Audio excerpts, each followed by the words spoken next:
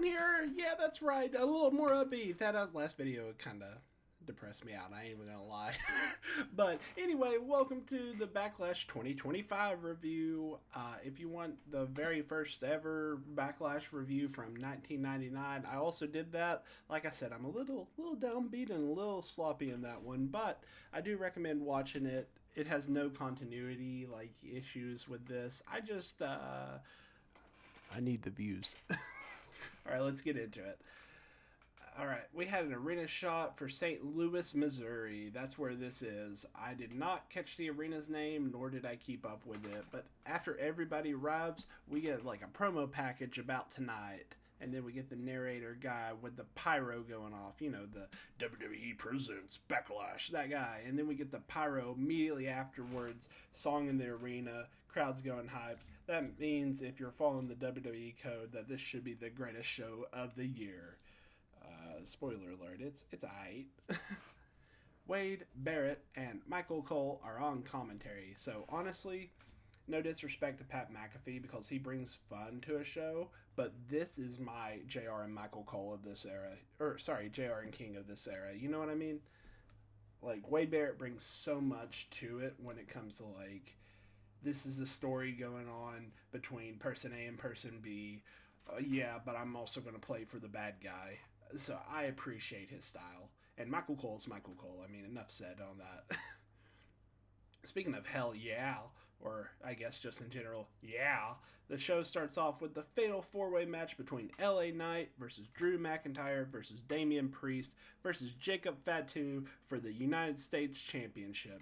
I'm going to be honest with you, most of these matches, except for that main event, are quick, like, boom, boom, boom matches. Alright, so just kind of recap what I said maybe in a past video, I don't know, but I usually at this point I'd have a predictions video up so you know who I think is going to win this. Truth be told, I took like my month break off. I don't know if I've talked about this, but typically right after WrestleMania I'll take like a big month break off just to not burn myself out on wrestling. But I took my kind of like 2 to 3 weeks off while also doing videos in the background. So I didn't really keep up with any of these build-ups. And I don't have SmackDown, so obviously all the SmackDown matches, I don't know. So for this one, if I just looked at it point blank, I figured Jacob was going to win it. And spoiler alert, Jacob wins it because LA Knight had the match won, but Solo, he goes outside to put Jacob Fatu through a table, but Solo ends up pulling him off the announce table. And LA Knight's like, "What are you doing, dummy?" Yeah, or whatever. And as he's doing that, debuting Jeff Cobbs comes out to take out LA Knight. So in my head, I had to look it up. Jeff Cobbs has zero relations to the actual, like, Anoa'i Fatu family. So I was like, why in the hell did he join them? But then Wade Barrett made it kind of tie together on commentary because he said, Solo said something to the degree of, like, oh, he's running out of family members. He needs to look outside of the family. So, okay, that makes sense to me. But yeah, after they beat down LA Knight, I think they threw him through the announce table. Solo or Jeff throws Knight back into the ring, and Jacob kind of looks at them. He looks down Jeff Cobbs and then looks at Solo, and he kind of gives off this like impersonation where he's like, "Man, do you think I can't do this myself?" But yeah, Solo points towards the ring. Jacob goes in the ring. He hits him in the corner with the ass bump, and then does his like moonsault. I keep on wanting to call it the Hasei moonsault, but I don't think that's right.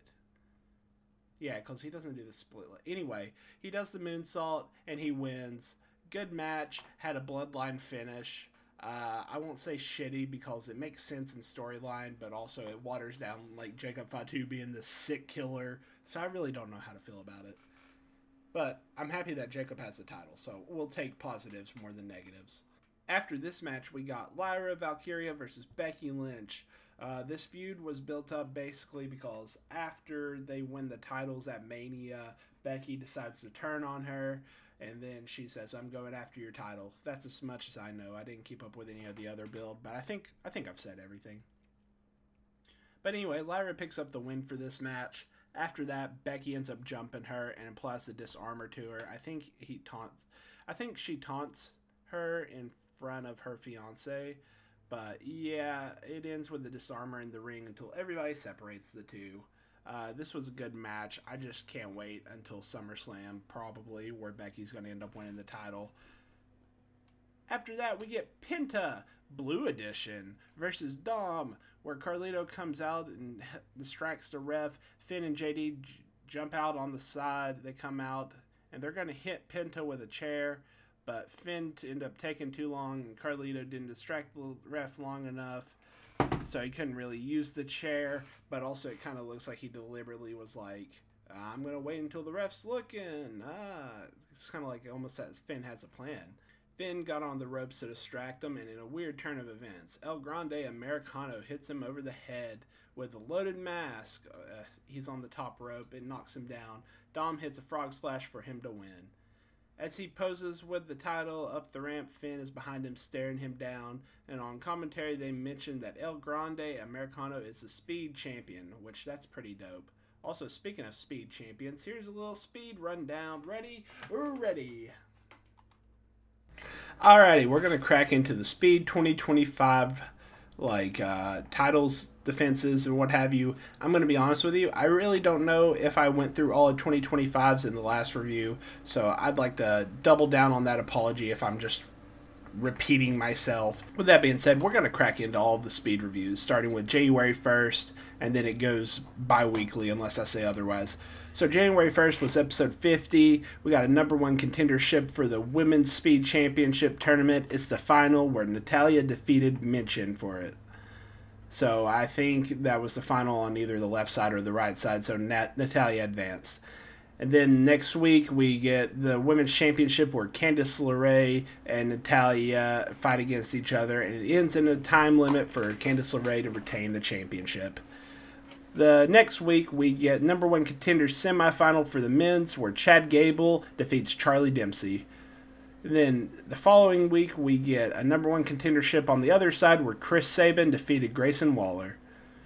Then we get the tournament final, where Chad Gable ends up defeating Chris Sabin. Alright, then we get our title final we get our title match. I don't know where my brain was. Where Dragon Lee ends up defeating Chad Gable to retain the title. We are now in February, by the way. Yeah, we got a little bit to go. We then get number one contenders for the Women's Championship. So I guess they take turns. So men's will dominate until that tournament's done. Then the women's will dominate until that tournament's done. So in this, we have so I guess we just have semifinals and finals. So I guess there's 4 weeks for each title. So, semifinals on the left side, Zoe Starks defeats Kaden Carter. On the right side next week, Shotzi defeated, Izadon. I can never say her name, I'm sorry. And then for the finals, for the number one contendership, Zoe Stark ends up defeating Shotzi. Oh, because Shotzi won that match. Okay, my bad. I didn't pay attention. And then for the title, Candice LeRae and Zoe Stark ends in a time limit draw for Candice LeRae to win. That's not a good way to boost a champion, having them win just by time limit draws. So for the final match of February, we get Dominic Mysterio defeating Chris Sabin in a semifinal. And then the first match on March, we get Ivar defeating Yoshiki in Namura. I don't watch NXT. But yeah, Ivar wins that one. And then Ivar ends up defeating Dominic Mysterio.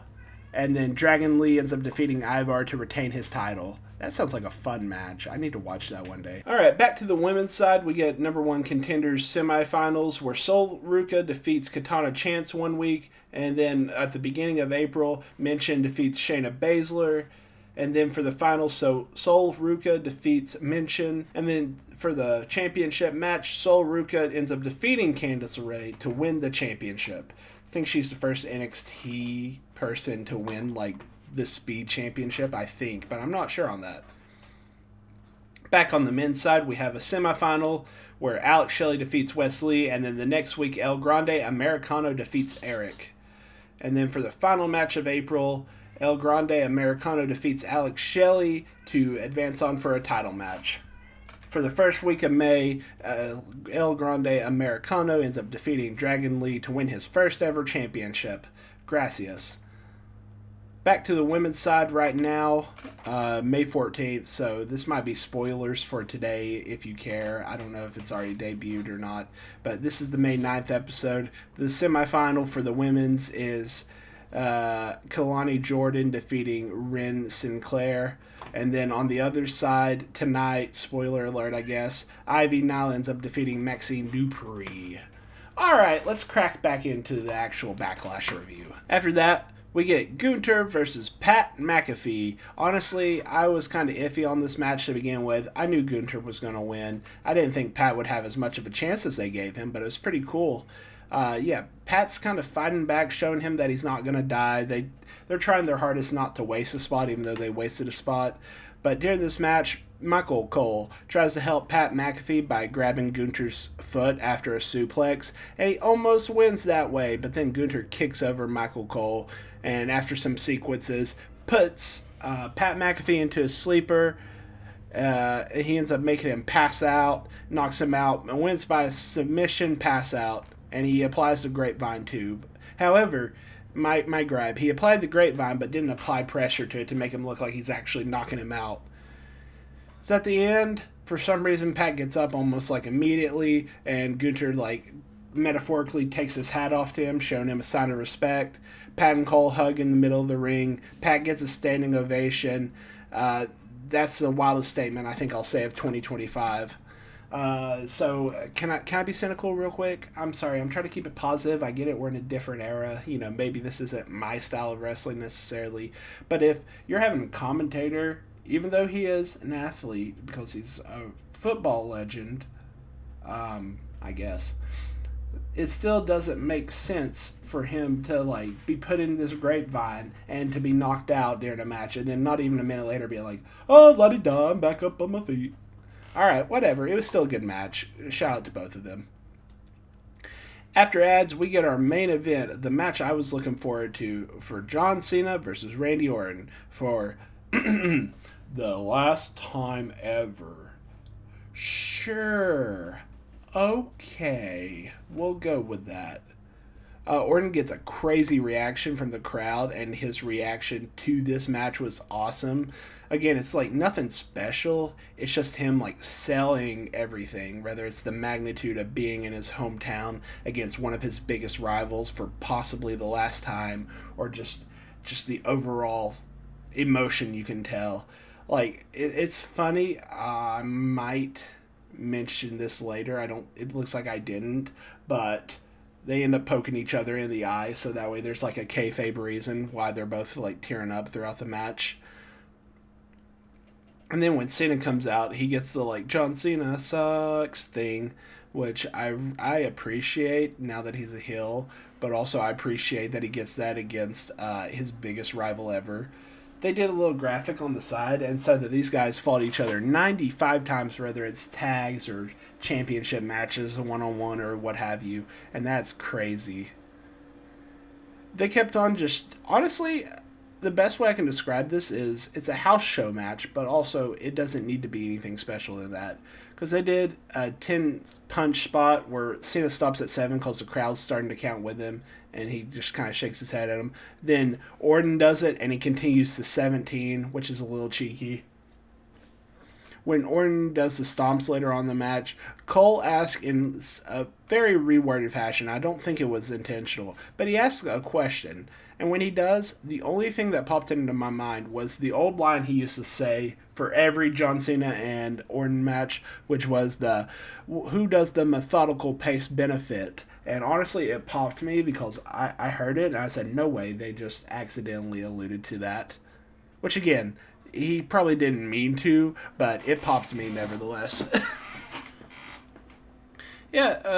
Orton and Cena have a spot where they just trade throwing each other off the ropes and putting each other in sleepers, and then they trade doing comebacks. Cena hits the shoulder block, the knockdown, and he does the you can't see me to the crowd before doing the 5-knuckle shuffle. Orton does the clothesline, pop up, reverse a move into scoop slam. Randy Orton ends up reversing an attitude arrow on his shoulder into an RKO, which was a nice throwback to that one time he did that too. So the match is continuing on with cool little sequences like that. They both have hit finishers on each other and what have you. And Orton ends up knocking out a ref towards the end. And I think Nick Aldis comes out and he's like, hey, until we get a ref in here, just nobody do anything, or something like that.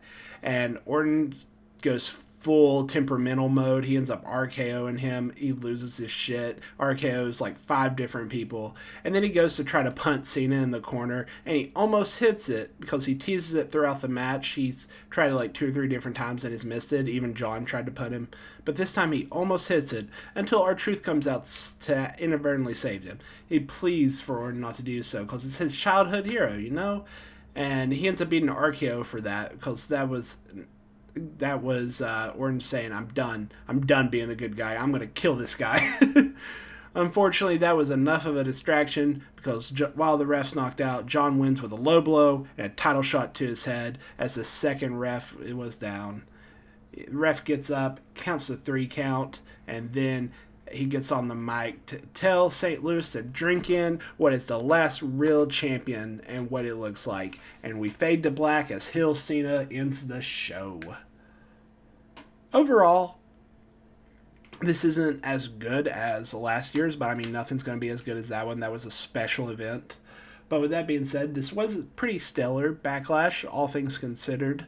I mean, they tried their hardest. That's all that matters. The Cena and Orton match played it safe because maybe I'm wrong here. I don't want to be wrong, but you can kind of tell this is unfinished business. They're going to have a couple more matches. Cena's final match is supposed to be at the Garden in December, and I swear to you, this is going to be like Cena Orton one last time. Whoever wins that keeps the title, because Cena's going to keep the title the rest of the year. We might as well not even question it. We got Super Cena. Watch me be wrong. But back to this event, right? I think that it was beautiful. I like this event show. Even though I gave you like 5-minute synopsises, everybody busted their ass. They're moving story beats forward. They're playing it slow like I like it. Overall, great show. Not the best of the... Actually, we've had, 4 shows this year so far? I don't remember the Rumble. It didn't feel super special. I don't remember the Elimination Chamber at all. Oh, yeah, I do. Cody's eardrum busted. Mania wasn't really that big of a deal. And this Backlash. So, I mean, they're all right now just tied at the same level. I can't say one of them's better than the other. But that Elimination Chamber build, man, if they did something with that, beautiful show. Alrighty, whatever. Enough cynicalness behind. 2024's will be up tomorrow. We're going to get right back on our normal timeline. Also, if you want to see what the first ever Backlash was, we got that. Later on today, I might upload some old Raw reviews like I was supposed to upload Monday and yesterday and today. But it's okay. We give myself some breaks, okay? Okay. Point taken. I'll see y'all later. Bye!